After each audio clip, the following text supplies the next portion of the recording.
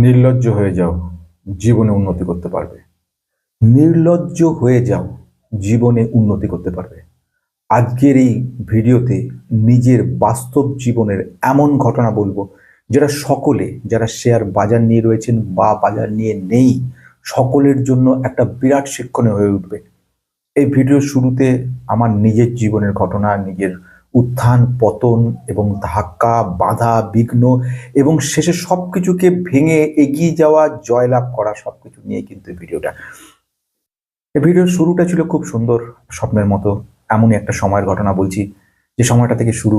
পড়াশোনায় মেধাবী ছিলাম। স্কুলের গণ্ডি, মাধ্যমিক, উচ্চ মাধ্যমিক, কলেজ, ইউনিভার্সিটি, পরবর্তীকালে PGDBA, post graduate diploma business administration, বড় মাল্টিন্যাশনাল কোম্পানি কাজ, বড় মাইনে। স্বপ্নটা আস্তে আস্তে বাড়ছিল ভালো দিকে। বাবা রিটায়ারের দিকে চলে আসছিল। দুই বোন পড়াশোনা করছে, তখন মা অসুস্থ কিছুটা। তার মধ্যে এই মাইনেটা, এই বড় টাকাটা, এটা বড় মাপের আমাদের স্বস্তি দিচ্ছিল, স্বপ্ন জোগাচ্ছিল। ভাঙা বাড়িটা মেরামত করা এবং আরো একটু এগিয়ে যাওয়া সবকিছুর দিকে, নতুন ফ্ল্যাট কিংবা এই ব্যাপার। মনে পড়ে 1996 সাল। 1996 সালের গোড়ার দিকে ঘটলো বিরাট বড় এক আঘাত, সবকিছু পাল্টে গেল। কোম্পানিটা শুরু হয়েছিল পেন্টা মিডিয়া গ্রাফিক্স। আজকের দিনে সেই নামটা খুঁজলে হয়তো অনেক কিছু পাবে না, খুঁজে হয়তো নেই অনেক জায়গায়, কিন্তু সেদিন এই কোম্পানিটা কিন্তু উইপ্রো বা ইনফোসিসের সঙ্গে তুলনা করা যেত এবং সত্যিকারই সেটা ছিল কোম্পানিটা। সেই কোম্পানিতে, যে কোম্পানিটা মাল্টিমিডিয়ার উপর কাজ করছিল, অ্যানিমেশনের উপর কাজ করছিল, ভিএফএক্স এর উপর কাজ করছিল, ইন্টারন্যাশনালি কাজ করছিল। হলিউড থেকে তার ডাক এসেছিল এবং হলিউডের যে টাইটানিক্স এর এদের কোম্পানির লোক যে করেছিল বিশালভাবে এগোনো, বিস্তৃতি, বড় বড় ব্রাঞ্চ, ইন্টারন্যাশনাল ব্রাঞ্চ তৈরি করা, প্রচুর ইনকাম এবং বড় মাপের একটা গ্রোথ শুরু হয়েছিল। 1996 সালে যে কোম্পানিটা 30 টাকার দামের ছিল, সে কোম্পানিটা 6 মাসের মধ্যে বহু গুণ হয়ে গেল এবং 100 গুণ রিটার্ন দিয়েছিল। 100 গুণ, 30 টাকাটা 3000 টাকায় পৌঁছে গেছিল। ইনভেস্ট ছিল আমার 1 লক্ষ টাকা সেখানে, এবং বিশ্বাস করবেন না, 6 মাসের মধ্যে সে টাকাটা পৌঁছে গেছে 30 লক্ষ। 1996 সালে 30 লক্ষ, মানে আপনারা কল্পনা করতে পারবেন যে কোথায় গেছিল সেটা, কোথায় গেছিল সেটা। 2002 স্বপ্নভঙ্গ, সবকিছু পাল্টাতে শুরু করলো। দেখা গেল যে কোম্পানিটা 3000 টাকায় চলে গেছিল, সে কোম্পানিটা 2000 টাকার কাছাকাছি পড়ে গেল, অনেকটা পতন। কিন্তু মনে হয়েছিল কোম্পানি তো উইপ্রোর বেলাতে হয়েছে, ইনফোসিসের বেলাতে হয়েছে, এর বেলা কেন হবে না? পার্থক্যটা কোথায়? বরঞ্চ তার থেকে বেশি হতে পারে। ইন্টারন্যাশনালি হলিউডে যে কোম্পানি কাজ করছে, যে কোম্পানি মাল্টিমিডিয়া সারা বিশ্ব নিয়ে রয়েছে এবং সফটওয়্যারের কোম্পানি ছিল দ্বিতীয় ভুল। ইনভেস্টমেন্ট করেছিলাম আরো, সব মিলিয়ে 2 লক্ষ টাকা মতো ইনভেস্টমেন্ট হয়ে গেছিল। হঠাৎ করে কোম্পানিটা পড়তে শুরু করলো, তারপরে চলে গেল 2000 থেকে লোয়ার সার্কিট। কিছু বোঝার উপায় ছিল না, দূর থেকে বোঝার উপায়। তখনকার দিনে এত আপডেটেড কিচ্ছু ছিল না। আস্তে আস্তে যে সমস্ত বড় বড় কথাগুলো আসছিল, বড় বড় কথা ওরা বলছিল যে আমরা অনেক কিছু করতে চলেছি, তাদের সে সমস্ত কথাগুলো, তাদের অ্যানাউন্সমেন্ট গুলো বাড়ছিল, কিন্তু ডেলিভারি কিছুই ছিল না। ক্যাশ ফ্লো নেগেটিভ হয়ে গেছিল, ঋণের পরিমাণ বহুগুণ বেড়ে গেছিল, প্রফিট বলে কিছু ছিল না। কোম্পানিটা চলে গেল অনেক অতল তলে, সব শেষ। কি ভেবেছেন? সেসব শুনে হতাশা, ভেঙে, প্যানিকড, টেনশন, হার্ট অ্যাটাক, সবকিছু। কি ভেবেছেন যে বারবার দেখা যে স্টকটার মধ্যে কোথায় গেল, কোথায় গিয়ে পৌঁছলো, কি অবস্থা দাঁড়ালো? বাকিদের তো এ ব্যাপারে হই হই কাণ্ড শুরু হয়ে গেছিল, প্রচুর অসংখ্য বিনিয়োগকারীর সব ধ্বংস। কিন্তু এখানে শুরু গল্পের, শেষ নয়। এই গল্পটা শুরু সেখানে, যেখানে আত্মীয় পরিজন যারা তাদের কাজ চিরকাল যেটা করে সেটা এগিয়ে এসে আফসোস করা, দুঃখ জানানো, আগে কিছু করতে পারলি না, তুই তো পড়াশোনা করেছিস, ম্যানেজমেন্টের তোর লোক ছেলে, তুই আগে জানতিস না এগুলো? কত টাকা দিয়েছিস? সে কত টাকা গেছে? কত টাকা? 10,000, 20,000, 25,000? দেখ লোভে কি হয়, লোভের জন্য এত কাণ্ড। বন্ধুরা ছিল আরো উপরে, তারা একেবারে বলতে শুরু করলো, যা কি করলি, সব শেষ, কিছু কি নেই, এখন দেখ না কিছু হয় কিনা। যত রকম ভাবে পারা যায় ভাঙার চেষ্টা। এরা চিরকালই ছিল, অতীতেও ছিল, এখনো আছে, ভবিষ্যতে থাকবে। এদের কাজটা হচ্ছে শুধু নেগেটিভ, এরা শুধুমাত্র মানুষকে ভেঙে দেওয়া, নষ্ট করে দেওয়া, এই ছিল এদের কাজ। কি ভাবলেন সব শুনে? কি ভাবলেন যে ভাঙা বাড়িটা মেরামত করা জরুরি? রিটায়ারমেন্ট বাবাকে সাহায্য করা জরুরি, বোনেদের শিক্ষা কিংবা মায়ের অসুস্থতাতে চিকিৎসার ব্যবস্থা করা জরুরি। সব টাকা যা পুঁজি ছিল সমস্তটুকু বরবাদ করে দিয়ে সব হতাশ হয়ে সবকিছুতে ভেঙে চুরমার হয়ে যাওয়া একেবারেই ঘটেনি সেসব কিছু। ঘটনাটা ঘটেছিল নির্লজ্জতার চরম জায়গা। নির্লজ্জ মানে চরিত্রহীনতা নয়, নির্লজ্জতা কথা অর্থ হচ্ছে নিজেকে প্রকাশ করা, নিজেকে রেসপেক্ট দেওয়া, লোকের কথা কি বললো কি ভাবলো সেটা নিয়ে না ভেবে নিজেকে জরুর অনুযায়ী কাজ করা। অনেকের অ্যাডভাইস নেবে কিন্তু কাজ করবে নিজে, ডিসিশন নেবে। চললো, অন্ধকার কাটলো, আস্তে আস্তে বোঝা গেল যে সবকিছু খারাপ নয়। কোম্পানিটার উইক গভর্নেন্স ছিল, শিখেছিলাম সেখান থেকে যে সেখানে ঠিক মতো কাজ করতে পারেনি, ওরা ওভার প্রাইসিং করে রেখেছিল, যা প্রাইস তার থেকে অনেক বেশি করে দিয়েছিল এবং রিলেটেড পার্টি ট্রানজাকশন করেছিল, অন্য অন্য কোম্পানিতে ট্রান্সফার করেছিল এবং সেগুলো ডাইরেক্টলি অ্যাকাউন্টিং এ ট্রান্সফার হয়নি। কোম্পানিটা ডেট স্টক হয়ে গেছিল, ইলিকুইড হয়ে গেছিল ট্রেডিং এর ক্ষেত্রে এবং এনলিস্টেড থেকে বাদ মানে ডিলিস্টেড হয়ে গেছিল। আমি কিন্তু রোজ সকালে হতাশায় ভুগিনি, বারবার করে এটা বলিনি কেন হলো, বারবার করে গিয়ে ডেস্কটপ কম্পিউটারটা খুলে 4টার দিকে হাঁ করে তাকে আফসোস করিনি, এটা ভাবিনি যে এই 2 লক্ষ টাকা থাকলে আজকে অনেক কিছু করতে পারতাম। বরঞ্চ যারা এসেছিল তাদের মুখোমুখি দাঁড়িয়ে বলেছি যে তাতে কি হয়েছে, এটা তো শিখেছি, এটা তো লার্নিং, কিছু শেখার জন্য টাকা দিতে হয়, এই টাকাটা এতে গেছে, এতে কোনো ক্ষতি নেই। ভাগ্য সঙ্গে ছিল না, হয়তো এক্সিট করার সুযোগ ছিল, পারিনি বুঝতে। ডিসিশন নিজেকেই নিজে নিতে হবে, ডিসিশন কেউ নিয়ে নেবে না। অ্যাডভাইস শুনতে পারো, লোকের কথাকে গুরুত্ব দেওয়ার থেকে নিজেকে রেসপেক্ট বেশি করা জরুরি। জীবনে অনেক কিছু আসবে, আবার অনেক কিছু চলে যাবে, জীবনটা তো আছে, জীবনটা থাকাটাই সবচেয়ে বড় কথা, এই জীবনেই করা যায়। তাই আমি নির্লজ্জ হলাম এই কারণে নয়, কোনো রিগ্রেট নেই, নো রিগ্রেট, নো ডিসরেসপেক্ট। হতাশাকে আসতেই দেব না। এই কাজ, এই ভুল ত্রুটি আমাকে গর্বিত বোধ করত। এই গর্বিত বোধ এবং লোকের কাছে ভুল ত্রুটিগুলো স্বীকার করে নেওয়াটা কোনো ক্ষতি ছিল না এবং সব থেকে বড় কথা ছিল আমার উপকথাগুলো একদিন মানুষকে উৎসাহিত করবেই, আমি জানতাম। তাই জন্য ভুলগুলো স্বীকার করতে কোনো লজ্জাবোধ করিনি। আমি লজ্জাবোধ করিনি অকপটে নিজের ভুল ত্রুটিগুলোকে সকলের সামনে বারবার দেখাতে। সমাজ প্রথমে হাসবে, তারপরে প্রশ্ন করবে, তারপর তোমাকে অনুসরণ করবে। আজকে লক্ষ লক্ষ মানুষ যে অনুসরণ করছে, অসংখ্য মানুষ যে ভাবছে বেস্ট ইনভেস্টর গুরু সৌম্যদা, সেটা সম্ভব হয়েছিল এইভাবেই, এই নির্লজ্জতাকে প্রকাশ করে। আজ আমি 10টা গুরুত্বপূর্ণ কথা বলতে চলেছি, যদি সেটাকেও মানে জীবনে তার জীবনটাই পাল্টে দেবে। যদি সে না মানে, যদি সে না শোনে, যেমন চলছিল জীবনটা তেমন ভাবেই কেটে যাবে। প্রথম যে কথাটাকে আমি বলবো হলো, লোকে কি বলবে সেটা ইগনোর করো। লোকে কি বলবে সেটা ইগনোর করো। লোক চিরকাল ছিল, আছে, থাকবে। তাদের কথা অনুযায়ী, তাদের বক্তব্য অনুযায়ী নিজেকে পাল্টিও না, তাহলে নিজের অস্তিত্ব বিপন্ন হবে, নিজের ব্যক্তিত্বটা বিপন্ন হবে, নিজের প্রকাশটা বিপন্ন হবে। লোকের হাসিতে নিজে হাসলে, লোকের কাঁধায় নিজে কাঁদলে নিজস্বটা থাকবে না। লোক চিরকাল থাকবে, নিজেকে নিজের মতো ভাবতে হবে। সবচেয়ে গুরুত্বপূর্ণ পয়েন্ট এটা। নাম্বার 2, ভুল হলে পাবলিকলি অ্যাকসেপ্ট করো, সবার সামনে অ্যাকসেপ্ট করো নিজের ভুলটা। এটাতে নিজের ইগোটা কমবে আর নিজের গ্রোথ যেটা সেটা বাড়বে। বহু সময় ভুল হয়েছে, ভুল হচ্ছে এবং গ্যারান্টি ভবিষ্যতেও ভুল হবে, কিন্তু তা সত্ত্বেও ভুল স্বীকার করতে কোনো ভুল নেই, কোনো ত্রুটি নেই, কারণ সেগুলো নিজেকে ডেভেলপ করতেই কাজে লেগেছে। 3, বারবার শুরু করতে লজ্জা পেও না। বারংবার শুরু হবে, থেমে যাবে, আটকে যাবে, আবার শুরু করবে, বারবার বারংবার, আবার কনস্ট্যান্টলি। এমন জায়গায় বাধা আসবে, এমন জায়গায় আটকাবে, এমন জায়গায় থামিয়ে দেবে যেখানে মনে হবে এরপর আর কিছু নেই, সেখানে আবার নতুন করে শুরু হবে। কারণ যেই মুহূর্তে তুমি লজ্জা পেয়ে যাবে সেই মুহূর্ত থেকে তুমি নির্লজ্জ হবে এবং যেই মুহূর্তে তুমি লজ্জা পেয়ে যাবে সেই মুহূর্ত থেকে তোমার সবকিছু পাল্টাতে শুরু করবে এবং তুমি আস্তে আস্তে তুমি আর থাকবে না, তুমি সে পাল্টে গিয়ে একটা সাধারণ পাপেটে পরিণত হবে, একটা পুতুলে পরিণত হবে।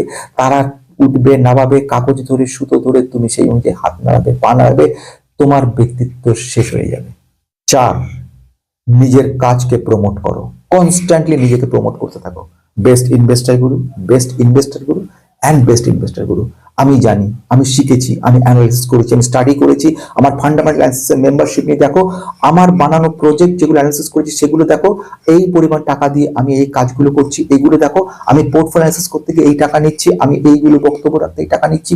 নিজেকে প্রমোট করো, নিজেকে প্রমোট করতে লজ্জা পেও না। মেরিট নিজে কথা বলে না। তোমার যে মেরিট, তোমার যে গুণ, সেগুলো তখনই প্রকাশ পাবে যখন নিজেকে অ্যাডভার্টাইজ করবে, নিজেকে বলবে আমি জানি, আমি বুঝেছি, আমি এটা পেরেছি। আমাকে দেখো, আমার ইনভেস্টর গ্রুপ চ্যানেলে দেখো, আমার একাধিক চ্যানেল রয়েছে, আমার হিন্দি চ্যানেল রয়েছে, লোক দেখুক না দেখুক আমার একাধিক চ্যানেল রয়েছে, সেগুলো পর্যন্ত বলি। কারণ কারণ এটা জরুরি নিজেকে প্রমোট করার জন্য। 5 নম্বর, না শুনতে অভ্যস্ত হও। এই না শোনাটার ভীষণ ভীষণ জরুরি। না বলাটা যেমন জরুরি, তেমনি না শোনাটা জরুরি। এটাতে তোমার রিজেকশন ফিল্টার হবে। রিজেকশন ফিল্টার বলতে, নিজের অভিজ্ঞতা দিয়ে বলি, এমন একাধিক ক্লায়েন্টের সঙ্গে কথা হয়, বহু দিন আলোচনা চলে এবং ফাইনাল জায়গায় যখন পৌঁছয়, যেখানে একটা ফাইনালাইজেশন হচ্ছে, যেখানে ইনভেস্টমেন্ট স্টার্ট হচ্ছে, ঠিক তার আগের দিন হঠাৎ করে ফোন করে বলে দেয় যে আপাতত পরে। আমি জানি সবই, যে উনি করছেন অন্য কোনো জায়গায় কারোর কাছ থেকে করছেন। কিন্তু এই না শুনতে আগে অভ্যস্ত হতাম না, ফলে উত্তেজিত হতাম, রেগে যেতাম এবং নিজের ক্ষতি করতাম। ভাবতাম এই সময়টা আমি তো অন্য কোনো কাজে লাগাতে পারতাম, যে সময়টা নষ্ট হলো। কিন্তু শিখেছি এইটা নির্লজ্জ হওয়ার আরেকটা পথ, সেটা হলো নাতে অভ্যস্ত হও। এই রিজেকশন ফিল্টার তোমার জন্য ভীষণ ভীষণ ভীষণ জরুরি। এই রিজেকশন ফিল্টার থাকা মানে তুমি নিজেকে পাল্টাতে পারবে এবং এই নাটা তোমাকে হ্যাঁতে পরিবর্তন করাবে এবং সেটা করতে বাধ্য করবে। তোমার ভিডিও কেউ দেখবে না, দেখার মতো পরিস্থিতি থাকবে না, হয়তো ভালো লাগবে না, কিন্তু বারংবার দিনের পর দিন দিনের পর দিন দিনের পর দিন নিজেকে আরো আরো আরো পলিশ করো। একবার চলে যাও আমার 4 বছর আগে আমার প্রথম ভিডিওর দিকে। কি ছিল, কিভাবে কথা বলতাম, প্রচন্ড মুখ চোরা মানুষ, মানুষের সঙ্গে 2 জন মানুষের সঙ্গে কথা বলতে পারতাম না। 2-3 জন মানুষ দাঁড়িয়ে গেলে কথা বলার মতো ক্ষমতা ছিল না, চুপ করে বসে থাকতাম 1 ঘন্টা 1.5 ঘন্টা, তারপর যে যার মতো চলে যেত। আমি কথাই বলতে পারতাম না, কোনো কথা। আজ হাজার হাজার লোকের সামনে, সারা বিশ্বের সামনে দাঁড়িয়ে আমি মাইকে কথা বলে চলেছি। কি করে সম্ভব হয়? নিজেকে পাল্টানো, নিজেকে বদলানো, নিজের মধ্যে পরিবর্তন করা। মানুষই পারে নিজেকে পাল্টাতে, অন্য কোনো জন্তু পারে না। 6 নম্বর, ছোট থেকে বড় হবার ভাবনা রাখো। ছোট থেকে বড় হবার ভাবনা রাখো। যেদিন শুরু করেছিলাম আমি কোনোদিন ভাবিনি 1000-এ পৌঁছবো, কোনোদিন ভাবিনি 10,000-এ পৌঁছবো, কোনোদিন ভাবিনি 30,000-এ পৌঁছবো। কিন্তু এই ভাবনাটা আমার ছিল, একদিন আমি বড় হব। এই বড়টা যখন ছোট থেকে শুরু হয়, আলটিমেটলি বড় হতে বাধ্য। মনে পড়ে সেদিনের ঘটনা, যখন 2 লক্ষ টাকা চলে গেছিল, সেই মুহূর্তে কতগুলো নেগেটিভিটি জমা হয়েছিল ঘরটার মধ্যে। মনে হয়েছিল কি ভয়ানক পরিস্থিতি, সব শেষ। তিল তিল করে এত বছর ধরে জমানো টাকাটা যেখানে রেখেছিলাম, স্বপ্ন দেখা হয়েছিল অনেক কিছুর, সেটা মুহূর্তের মধ্যে সব শেষ হয়ে গেছে।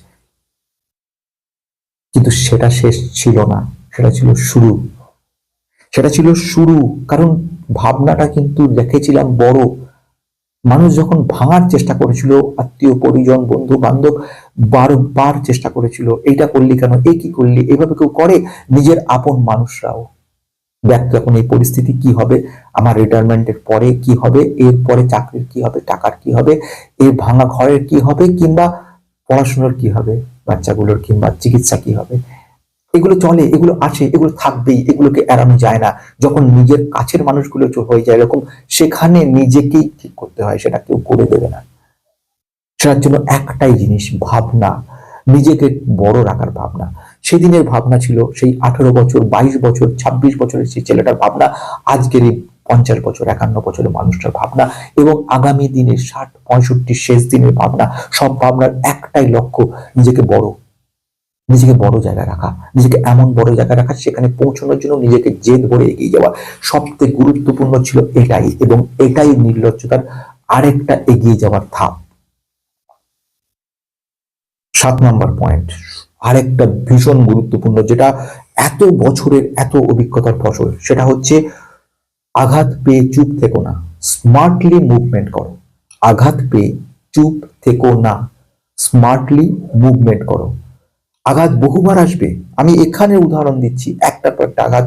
যে প্ল্যাটফর্মটার উপর বেশ করে আমি এত বছর কেটে গেছি, এত ভিডিও বানিয়েছি, হঠাৎ করে একদিন দেখা গেল সেই প্ল্যাটফর্ম নিজে নিজেই আমার 82 খানা ভিডিওকে একটা একটা করে মুছে দিল।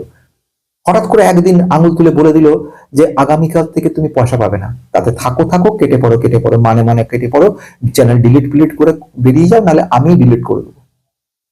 থামিনি, থামিনি এবং আঘাত পেয়ে চুপ থাকিনি। আস্তে আস্তে এগিয়ে গেছি, নিজেকে শক্তিশালী করেছি এবং একাধিকভাবে যোগাযোগ করেছি, সর্বত্র ছড়িয়ে পড়েছি। ফেসবুক, ইনস্টাগ্রাম, বিভিন্ন চ্যানেল তৈরি করেছি, অজস্র, অসংখ্যভাবে এগিয়ে চলেছি। তোমরা এখনো সব চ্যানেল জানো না, যত চ্যানেলে আমি এখনো কাজ করি তাও জানানি। এবং হিন্দি চ্যানেল রয়েছে একাধিক চ্যানেলে, ভবিষ্যতে আরো। এইগুলোকে বলে আঘাত থেকে চুপ না থেকে এগিয়ে যাওয়া। 3 মাসের জন্য বন্ধ রেখেছিল মাইনে, সেই মাইনেটা 6 মাস হলো, 9 মাস হলো, 1 বছর হলো, একটা গোটা বছরে একটি টাকাও দেয়নি, বরঞ্চ যেটা সে আগে পাওয়া গেছিল সেটাকেও কেড়ে নিয়েছিল। এতটা আঘাত দেওয়ার পরেও কিন্তু চুপ থাকিনি, এগিয়ে গেছি এবং এগিয়ে নিজেকে প্রমাণ করার চেষ্টা করতে হয় স্মার্টলি, রাগ করে না। এটা সবচেয়ে বড় ব্যাপার। 8 নম্বর, কনসিস্টেন্সি দিয়ে নির্লজ্জ হও। কনসিস্টেন্সি দিয়ে নির্লজ্জ হও। কনস্ট্যান্টলি এগিয়ে চলেছি। এক্ষুনির উদাহরণ দিই, এক্ষুনি নিজের চোখে দেখতে পারবেন, হিন্দি চ্যানেল আমার যেটা চলছে, কিছু ভিউ নেই। প্রতিদিন, প্রতি মুহূর্তে একটার পর একটা হাজার কাজের মধ্যে চালিয়ে যাচ্ছি, হাজার কাজের মধ্যে। বহু ঘন্টা আমায় কাজ করতে হয় ইনভেস্টমেন্ট কনসালটেন্ট হিসেবে, বহু ঘন্টা কাজ করতে হয় ব্যাংকার হিসেবে। তারপরে একাধিক চ্যানেলে একসঙ্গে কনসিস্টেন্টলি চালিয়ে চলেছি, একটার পর একটা, একটার পর একটা, একটার পর একটা, একটার পর একটা। দেখুক না দেখুক, যে লোক দেখেছে, যে লোক দেখেনি, যে লোক উল্টে দিয়েছে, যে লোক সরিয়ে দিয়েছে, সেই লোক আবার একঘেয়ে দিনের পর দিন দেখতে দেখতে কোনো একদিন খুলে বসবে, কোনো একদিন সেসব লোকগুলো আবার ফিরতে শুরু করবে। পুরো চাকাটা যেখানে নেগেটিভ হয়ে গেছিল, পড়ে গেছিল, সেই চাকা আস্তে আস্তে উঠে আসছে এবং ঘুরিয়ে দিয়েছি সম্পূর্ণ শক্তি দিয়ে। এই শক্তিটা, এই পাওয়ারটা আসছে কনসিস্টেন্সি থেকে। নিজেকে প্রতিদিন প্রতিদিন এগিয়ে চলো, এগিয়ে চলো, এগিয়ে চলো এবং কনসিস্টেন্সি এমন জায়গায় নিয়ে চলো যেখান থেকে তোমাকে না আর কেউ করতে পারবে না, তোমার বাড়িতে, তোমার ঘরে পৌঁছে যাবে সে। এইভাবে নির্লজ্জ হও, এমনভাবে নির্লজ্জ হও, নিজের তৈরি করা সমস্ত জিনিসগুলোকে অ্যাডভার্টাইজমেন্ট করতে থাকো কনস্ট্যান্টলি। হ্যাঁ, আমি শিখেছি, আমি শিখেছি, আমি শিখেছি, আমি এই কাজ করি, আমি সবাইকে এই কাজ করে দেখাই, আমি লোককে সাহায্য করতে চাই এবং আমার তৈরি করা স্টক অ্যানালিসিস সব থেকে সেরা। এবং আমার অ্যানালিসিস করা সমস্ত ভিডিওগুলো যদি কেউ দেখে পুরোনো দিনে, তারা বুঝতে পারবে আগের থেকে আমার ইমপ্রুভমেন্ট কত। শুধু নয়, যে স্টকগুলো আমি বলেছিলাম সেইগুলো আজকে কত % দিচ্ছে।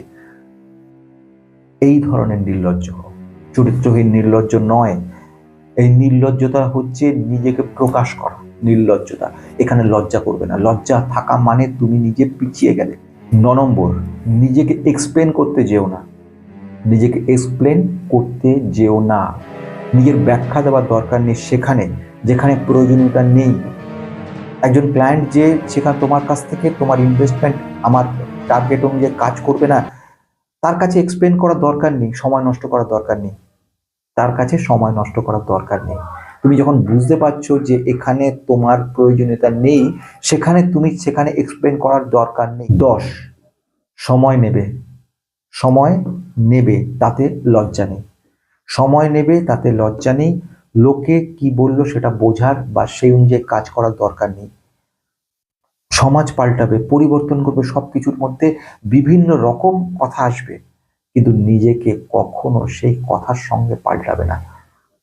বারবার চেষ্টা করবে, সময় নাও, গোটা জীবন রয়েছে, জীবনটা পড়ে রয়েছে, সেই জীবনে বারংবার বৃদ্ধ অবস্থাতেও সময় নাও, এতে লজ্জা নেই। যারা তোমার লজ্জা দেওয়ার চেষ্টা করবে তারা অসুস্থ মনে করবে, তারা সুস্থ মনে করবে না, কারণ নিজের কাজ নিজে করে যেতে হবে। সময় নেবে, তাই লজ্জাও করবে না। শেষ কথায় আসি, পেন্টামিডিয়া গ্রাফিক্স কোম্পানিটার হাল শেষ খবর অনুযায়ী 20 পয়সায় চলে গেছে। কোম্পানিটার বিএসসি যে এনলিস্টেড জুন 2021-এর যে ডেটাটা পেয়েছি, সেখানে 29 পয়সা দেখাচ্ছে এবং মার্কেট ক্যাপ 12 কোটিতে চলে এসছে। এক সময় উইপ্রো, ইনফোসিসকে তৈরি করা কোম্পানির মতো, যে কোম্পানি উইপ্রোর মতো অবস্থিত ছিল, সেই কোম্পানি চলে এসছে কোথায়? পাবলিকের কাছে আজকে 70.75% রয়ে গেছে। পাবলিকের কাছে 70.75% রয়েছে, ভাবতে পারো। এবং প্রোমোটারের কাছে এই মুহূর্তে 19% ছিল শেষ খবর অনুযায়ী, এবং ডোমেস্টিক ইনভেস্টার 9% রেখেছিল, এবং সেই ডোমেস্টিক কে ছিল যেন কোটাক মাহিন্দ্রা ব্যাংক। গছিয়ে দিয়ে গেছে তাদের কাছে কিছুটা, আর বাকিটা হতভাগ্য পাবলিক, হতভাগ্য সাধারণ মানুষ আমাদের মতো। কিন্তু সেটা শেষ নয়, সেটা শুরু ছিল। আজ সেই শেষের শুরু করেছি বিনিয়োগের ডায়েরি।